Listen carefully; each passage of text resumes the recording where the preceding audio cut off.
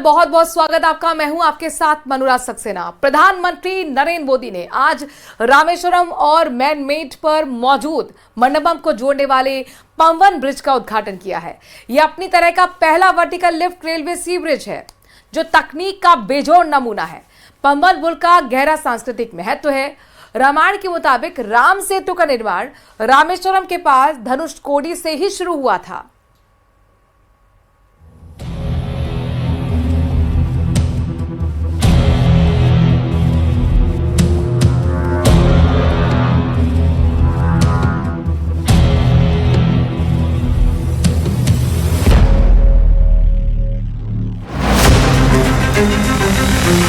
समंदर में भारतीय इंजीनियरिंग की अद्भुत मिसाल। भारत का पहला automated vertical lift railway bridge. Rameswaram द्वीप को जोड़ने वाला भव्य पंबन रेलवे पुल। ऐसा रेलवे पुल जिसे देखकर हर कोई हैरान है। समंदर के अंदर भारतीय इंजीनियरिंग की अद्भुत मिसाल पेश करते इस रेलवे पुल की जितनी तारीफ की जाए वो कम है। ये रेलवे ब्रिज 4 धाम तीर्थ स्थलों में से एक रामेश्वरम द्वीप को तमिलनाडु के मंडपम से जोड़ता है। तमिलनाडु के रामेश्वरम में बना पंबन पुल भारत का पहला वर्टिकल लिफ्ट रेलवे सी ब्रिज होगा, जो देश के रेलवे इंफ्रास्ट्रक्चर में एक महत्वपूर्ण मील का पत्थर साबित होगा, क्योंकि ये रेलवे पुल 100 सालों तक 75 से 80 किलोमीटर प्रति घंटे की रफ्तार से ट्रेनों को चलाने के लिए सेफ है। पंबन ब्रिज की लंबाई 2.08 किलोमीटर है, जिसकी लागत 550 करोड़ रुपए से अधिक है। प्रधानमंत्री नरेंद्र मोदी ने नवंबर 2019 में इस पुल की नींव रखी थी। इसे डबल ट्रैक और हाई स्पीड ट्रेनों के लिए डिजाइन किया गया है। स्टेनलेस स्टील से बने इस पंबन ब्रिज पर पॉलीसिलोक्सेन कोटिंग की गई है, जो इसे जंग और समुद्र के नमकीन पानी से बचाएगी। दरअसल तमिलनाडु को रामेश्वरम से जोड़ने वाला पुराना पुल 2022 में जंग लगने की वजह से बंद कर दिया गया था। इसके बाद से रामेश्वरम और मंडपम के बीच रेलवे कनेक्टिविटी खत्म हो गई थी, जिसके बाद इस नए रेलवे ब्रिज की जरूरत पड़ी। और जब ये बनकर तैयार हुआ तब इसकी खासियत का लोहा विदेश में बैठे बैठे बड़े बड़े इंजीनियर भी मानने लगे, क्योंकि ये नया पंबन ब्रिज 5 मिनट में 17 मीटर तक ऊपर उठ जाता है, ताकि इससे बड़े जहाज आराम से गुजर सके। पंबन ब्रिज को 99 स्पेन यानी कि हिस्सों से मिलकर बनाया गया है। जब समुद्री जहाज को निकलना होता है तो ब्रिज के बीच वाले हिस्से को ऊपर की ओर उठा दिया जाता है। इस पुल का लिफ्टिंग हिस्सा 72.5 मीटर लंबा है। पंबन ब्रिज इलेक्ट्रोमैकेनिकल सिस्टम पर काम करता है। रेलवे विकास निगम लिमिटेड द्वारा बनाए गए इस ब्रिज को बीच से उठाने के लिए सिर्फ एक कर्मचारी की जरूरत होगी, जबकि इसके पहले वाले पुराने कैंटिलीवर पुल को लीवर के जरिए मैनुअली खोला जाता था, जिसमें 14 लोगों की जरूरत पड़ती थी। अब ये समझना बहुत जरूरी है, जब इस ब्रिज के नीचे से कोई जहाज गुजरेगा तब ये कैसे काम करेगा। पहले चरण में नए ब्रिज का सेंटर स्पेन वर्टिकली उठाया जाएगा। दूसरे चरण में पुराना ब्रिज टिल्ट करके उठाया जाएगा। तीसरे चरण में जहाज ब्रिज के नीचे से निकल जाएगा। यही नहीं, जब समुद्री हवा की रफ्तार गति 58 किलोमीटर प्रति घंटा या उससे ज्यादा होगी, तब इस पुल का वर्टिकल सिस्टम काम नहीं करेगा और ऑटोमेटिक रेड सिग्नल हो जाएगा और हवा की रफ्तार सामान्य होने तक ट्रेन की आवाजाही बंद रहेगी। रेलवे सुरक्षा आयुक्त के मुताबिक नए ब्रिज के लिए 75 किलोमीटर प्रति घंटे की रफ्तार को मंजूरी दी गई है, लेकिन ये नियम ब्रिज के बीच वाले हिस्से यानी ऊपर उठाने वाले हिस्से पर लागू नहीं होगा। लिफ्ट वाले हिस्से के लिए 50 किलोमीटर प्रति घंटे की रफ्तार की परमिशन दी गई है।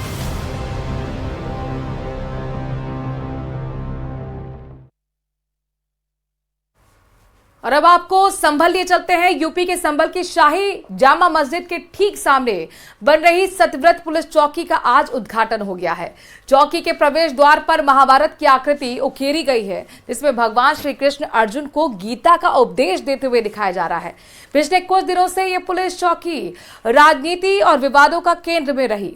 दरअसल ये चौकी ठीक जामा मस्जिद के सामने है और ये उसी इलाके में बन रही है जहां पिछले दिनों भारी हिंसा हुई थी।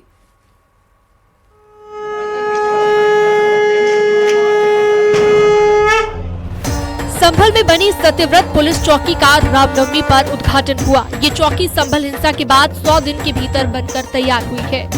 जामा मस्जिद के सामने बनी चौकी का उद्घाटन भी रामनवमी पर किया गया।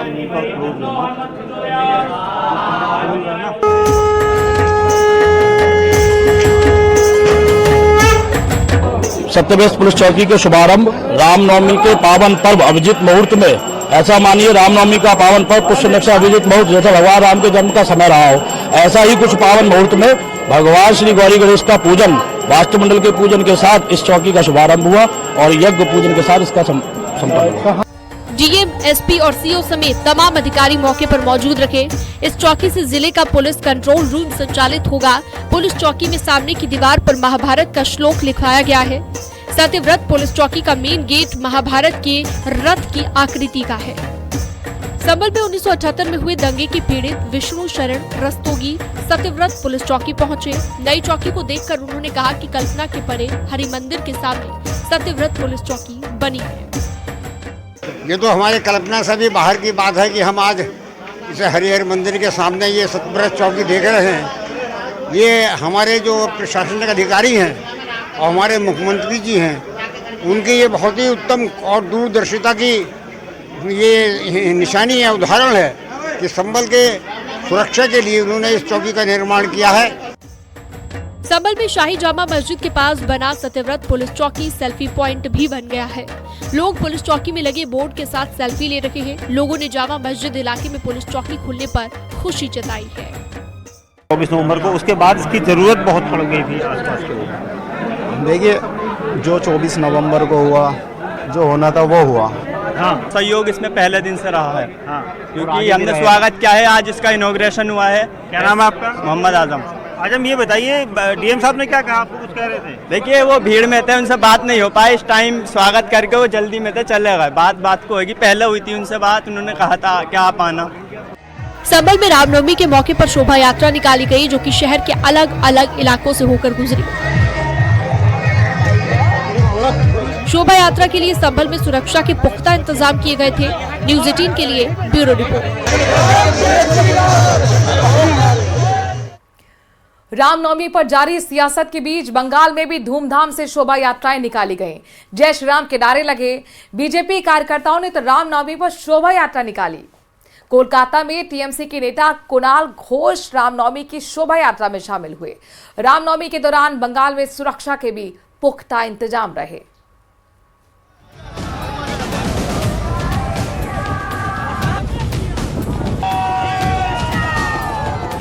रामनवमी पर पश्चिम बंगाल में भी शोभा यात्रा निकाली गई। कोलकाता में बीजेपी के कार्यकर्ताओं ने रामनवमी पर शोभा यात्रा निकाली, तो हावड़ा में हाईकोर्ट की परमिशन के बाद सशर्त शोभा यात्रा निकाली गई। इसमें केंद्रीय मंत्री सुकांत मजूमदार भी शामिल हुए। जादवपुर यूनिवर्सिटी में परमिशन न मिलने के बावजूद छात्रों ने रामनवमी पर मूर्ति स्थापित कर पूजा की। बीजेपी नेता अग्निमित्रा पॉल ने आसनसोल में रामनवमी कार्यक्रम के दौरान तलवार लहराई और जय श्री राम का नारा लगाया, तो दूसरी तरफ हावड़ा में अंजनी पुत्र सेना की शोभा यात्रा में केंद्रीय मंत्री सुकांत मजूमदार शामिल हुए। अग्निमित्रा पॉल ने कहा कि राम की शोभा यात्रा के लिए हम किसी भी परमिशन के मोहताज नहीं हैं। किसी का परमिशन का हम लोग मोहताज नहीं है। इंटीमेशन देना है, पुलिस को इंटीमेशन दे दिए है। जहां भी रामनवमी का मिছিল निकलेगा वो हम लोग जोरदार धूमधाम से करेंगे। और कोई भी पुलिस या कोई भी प्रशासन का लोग अगर उसको बंद करने के लिए आएंगे तो आप एक बार दीदी भाई को फोन लगा दीजिए। ये आसनसोल जिला में कहीं पर अगर पुलिस और प्रशासन में बाधा देने का कोशिश किए तो दीदी भाई है आपके साथ, कोई चिंता का कारण नहीं। रामनवमी पर बंगाल में सियासी रण भी छिड़ा है। केंद्रीय मंत्री सुकांत मजूमदार ने ममता बनर्जी सरकार पर बड़ा हमला किया। मजूमदार ने कहा कि जिस प्रदेश में 70% हिंदू हैं, वहां हमें शोभा यात्रा के लिए कोर्ट जाना पड़ा।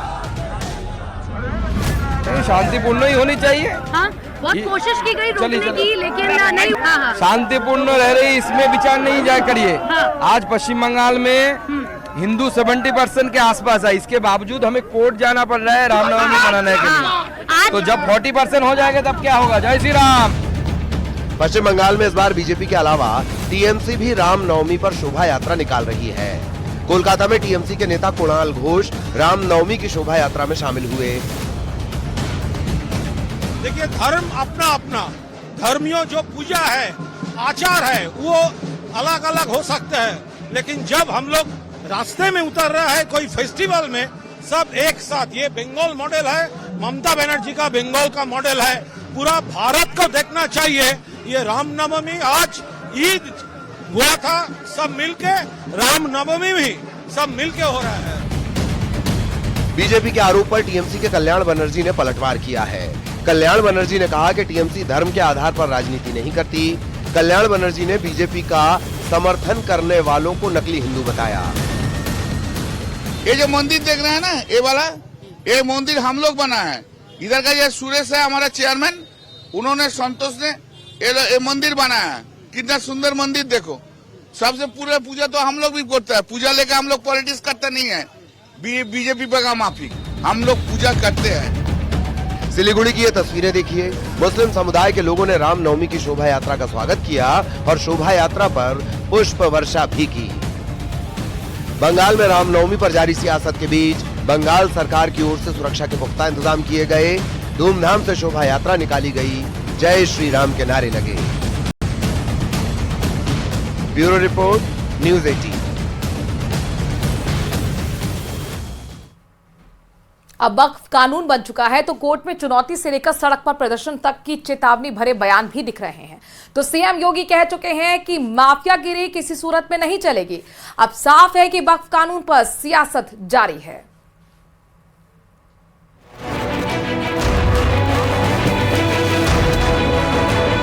वक्फ संशोधन विधेयक 2025 को राष्ट्रपति द्रौपदी मुर्मू ने मंजूरी दे दी है, जिसके बाद ये अब कानून बन गया है। वहीं इसे लेकर कांग्रेस और समाजवादी पार्टी की तरफ से अभी भी बयानबाजी जारी है।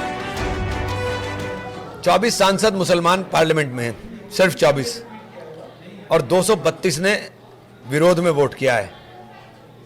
232 ने विरोध में वोट डाला है, सिर्फ 24 सांसद हैं।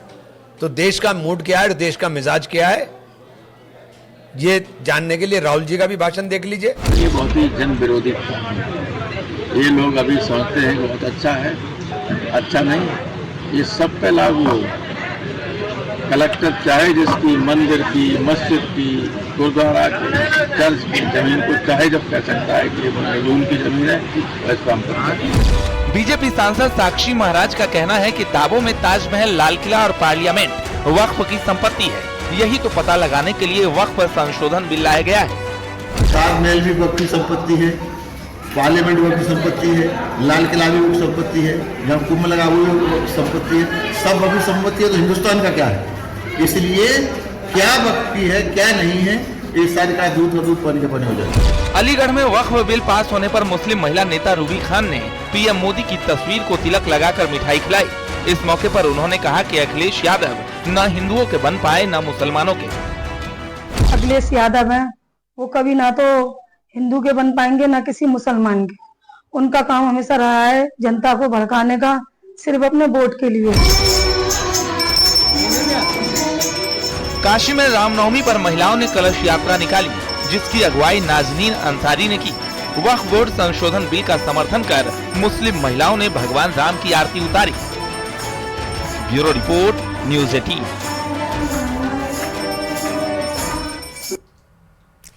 अब आपको ले चलते हैं अयोध्या, जहां पर रामनवमी के मौके पर जश्न का माहौल है। देश के कोने कोने से श्रद्धालु रामलला का दर्शन कर रहे हैं। दोपहर 12 बजे रामलला के सूर्याभिषेक भी हुआ। अयोध्या में पहुंचे भक्तगण बेहद ही उत्साहित नजर आए।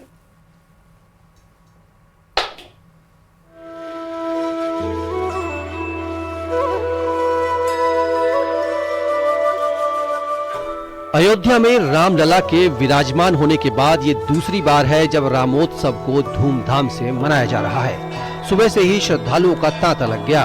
जिस बात का बेसब्री से इंतजार हो रहा था, आखिरकार वो क्षण भी आया। जैसे ही घड़ी में दोपहर के 12 बजे तो रामलला का ललाट चमक उठा। रामलला के जन्म पर सूर्याभिषेक होने से हर कोई भाव विभोर हो गया। जो श्रद्धालु अयोध्या नहीं पहुंच पाए, उन्होंने घर बैठे ही रामलला के सूर्य वंदन को देखा। करीब 4 मिनट तक इसी तरह रामलला का ललाट दमकता रहा। मान्यता है कि प्रभु श्री राम का जन्म दोपहर के वक्त हुआ था। ये भी माना जाता है कि सूर्य देव अपने पूरे प्रभाव में थे, इसलिए रामनवमी पर प्रभु श्री राम के सूर्य तिलक का विशेष महत्व है। राम मंदिर ट्रस्ट की ओर से बताया गया कि अब हर दिन रामलला का सूर्य तिलक होगा। अगले 20 साल तक इसी तरह सूर्याभिषेक होगा। सूर्य तिलक के लिए ऑप्टो मैकेनिकल सिस्टम तैयार किया गया है। राम मंदिर के सबसे ऊपरी तल पर रिफ्लेक्टर है।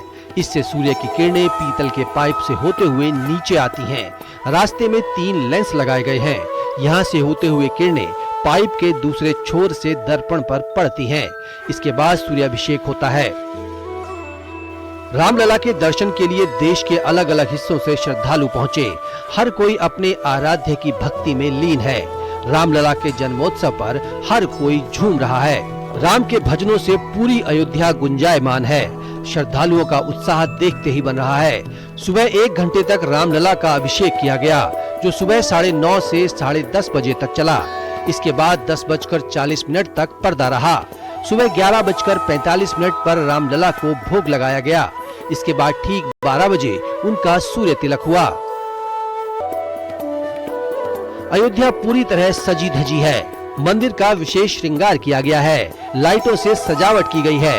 राम मंदिर के मुख्य द्वार पर उमड़े भक्तों पर ड्रोन से सरयू के पवित्र जल का छिड़काव किया गया।